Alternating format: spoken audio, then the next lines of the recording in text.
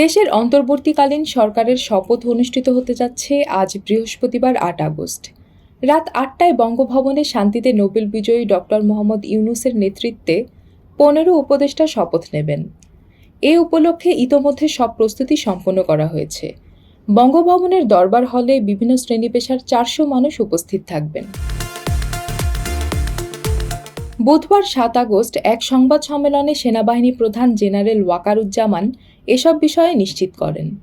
তবে অন্তর্বর্তীকালীন সরকারের রূপরেখা, অন্য উপদেষ্টাদের নাম এবং সরকারের মেয়াদ কতদিন হবে তা এখনও আনুষ্ঠানিকভাবে প্রকাশ করা হয়নি।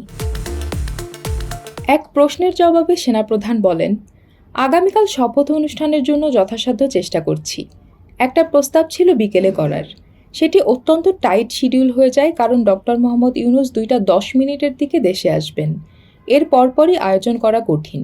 এজন্য রাত ৮টার দিকে আয়োজন করতে পারি। মোট ৪০০ জন লোকের আয়োজন থাকবে। অন্তর্বর্তীকালীন সরকারের আকার কেমন হবে এই প্রশ্নের জবাবে তিনি বলেন, আমার ধারণা আপাতত ১৫ জনের মতো হতে পারে, তারপরও ২-১ জন যোগ হতে পারে। তিনি আরও বলেন, ডক্টর মোহাম্মদ ইউনূসের নেতৃত্বাধীন সরকারকে সব ধরনের সহায়তা করবে সশস্ত্র বাহিনী।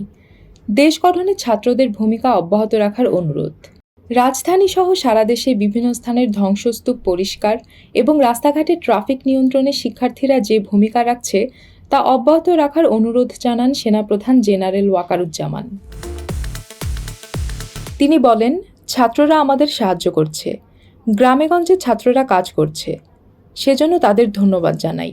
একই সঙ্গে গুজবে কান না দেওয়ার জন্য সবার প্রতি অনুরোধ জানান সেনাপ্রধান। তিনি বলেন, সেনাবাহিনী সবসময় জনগণের সঙ্গে আছে এবং থাকবে।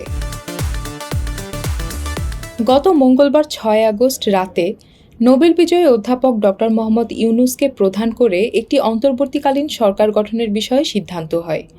রাষ্ট্রপতি মোহাম্মদ শাহাবুদ্দিনের সঙ্গে ৩ বাহিনীর প্রধান ও বৈষম্যবিরোধী ছাত্র আন্দোলনের সমন্বয়কারীদের বৈঠকে এই সিদ্ধান্ত নেওয়া হয়।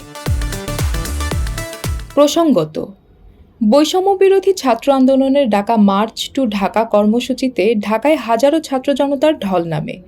উদ্ভূত পরিস্থিতিতে প্রধানমন্ত্রীর পদ থেকে পদত্যাগ করে দেশ ছাড়েন শেখ হাসিনা। এরপরই অন্তর্বর্তীকালীন সরকার গঠন করে দেশ পরিচালনা করার দাবি ওঠে।